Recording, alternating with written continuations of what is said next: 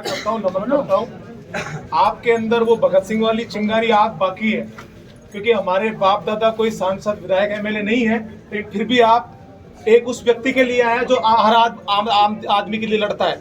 तो आप सब धन्यवाद के पात्र है और आप सबको मैं सैल्यूट करता हूँ, नमस्कार करता हूँ, नमन करता हूँ। भाई साहब ने एक पहलू रख दी है, एक पहलू बात बता दी है, तो उस पहलू पे मैं नहीं जाऊंगा। उन्होंने सारी बात कह दी है। शांति बनाए रखना है, हमको कोई भी अशांति नहीं करनी है। पहले से हमारे साथी जेल में, उसको समझना है, कोई भी कानून का वॉल्यूशन नहीं करना है।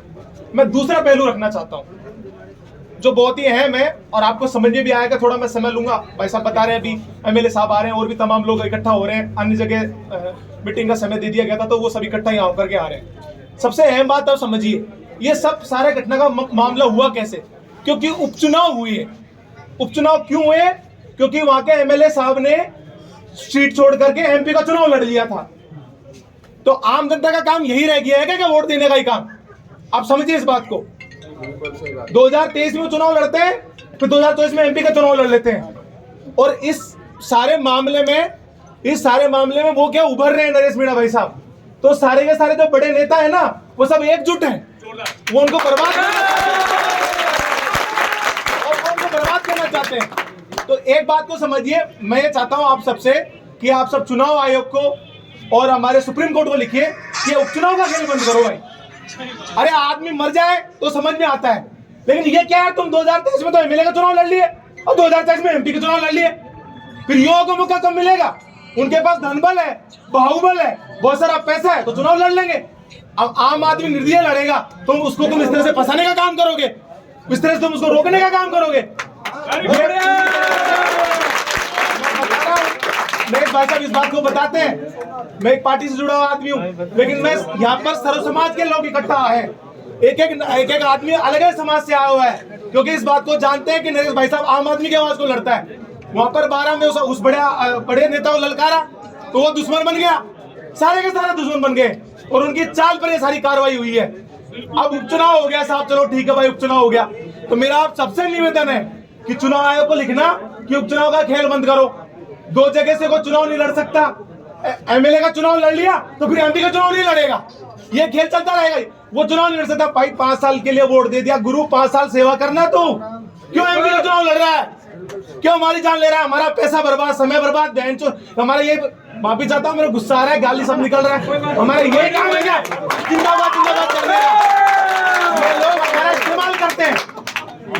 हमारे माँ बाप सारे के सारे किसान खेती करते हैं, हम जानते हैं दुख दर्द, हमारा इस्तेमाल करते हैं। और एसडीएम को चाटा मिलाना, हर आदमी को सुकून मिला है, हर आदमी के मन को शांति मिली है।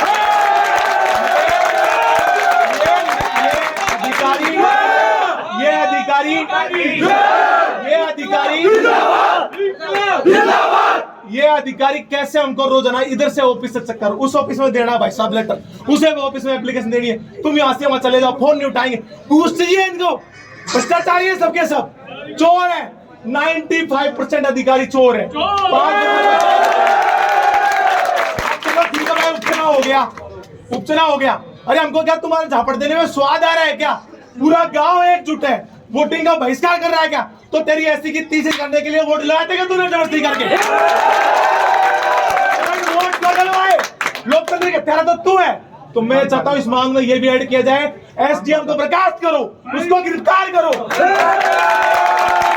झापड़ कब पड़ा है? जब उसने उस महिला साफ साफ कह रही है, उस महिला को सलाम करता हूं मैं, ऐसी महिला, बहादुर महिला जो कलेक्टर के सामने बोल रही है कि एसडीएम ने मेरे को कहा कि बर्खास्त कर दूंगा, मजबूरन मेरे से जबरदस्ती करके वोट डलवाया, उसको सलाम करता हूं मैं। और मीडिया के सामने बोल रही है, तो उस कलेक्टर के ऊपर कार्रवाई हो और एसडीएम को बर्खास्त किया जाए। और एसडीएम वाले, एसोसिएशन वाले कर रहे हैं ना कि वो जाट है, ये सब है, ये सब पूरी की पूरी आप समझो, ये सब राजनेताओं की पॉलिटिक्स है, सारे के सारे ये बड़े अधिकारी की पॉलिटिक्स है। क्योंकि नरेश मीणा सबको चुभ रहा है कि यार ये बड़ा नेता बन गया यार, ये खूब बढ़ गया यार,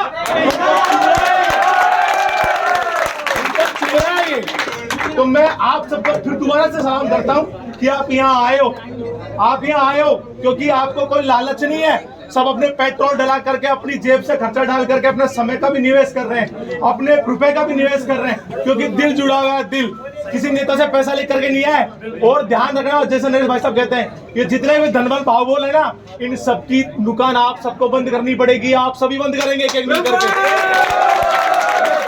सोच रहे हैं ना कि मैं मेरे बेटे को विधायक बढ़ाऊंगा, मेरी बेटे को बढ़ाऊंगा, तो ये सब आपको तय करना है कि उनके साथ क्या करना है। अब मेरा आपसे निवेदन है, क्योंकि देखो कानूनी पचड़ा है, कानून का राज है, इसको समझिए। पहली मांग एसडीएम को गिरफ्तार किया जाए, उसको बर्खास्त किया जाए। दूसरा ये आप सब मिलकर के ये चुनाव आयोग को लिखेंगे। भाई साहब भी कह रहे थे चुनाव आयोग को लिखो, मानव अधिकार आयोग को लिखो। ये क्या हुआ, रात भर के अंदर तुम यार मासूम महिलाओं के ऊपर, मासूम बच्चों के ऊपर अत्याचार कर रहे हो, शर्म आनी चाहिए। इसके अंदर मैं आपको 100% बता दूं, सारे के सारे बड़े जो नेता हैं, चाहे किस पार्टी को चाहे उस पार्टी को, ये सब आपस में मिले हुए हैं। इनको सबको अपना फायदा दिखता है, और ये पार्टी की जो पॉलिटिक्स करते हैं ये अपने फायदे के लिए करते हैं। हमको लड़वाएंगे और दोनों पर बैठ करके बहुत खूब जो है ना नाश्ता करेंगे, आपस में बैठ करके, आपस में बैठ कर रिश्ता करेंगे, और हम करेंगे फलानी पार्टी जिंदाबाद, हम करेंगे फलाना नेता जिंदाबाद। ये बेवकूफी है। तो आप सब समझो, आप शिक्षित हो, समझदार हो। एक ऐसा आदमी जो हर आदमी के लिए तैयार हो रहा है, उसको क्या मजा आ रहा है कि जेल में जाने का, उसको क्या मजा आ रहा है कि थप्पड़ मारने का, लेकिन उसको पता है कि यार इनका कोई नहीं है, उसने वो दर्द झेला है, वो जानता है कि आम आदमी की मुसीबत क्या है। तो आप सबसे मिलकर के मेरा ये आपसे हाथ जोड़ के निवेदन यही है कि एक तो आपको सबको लिखना है।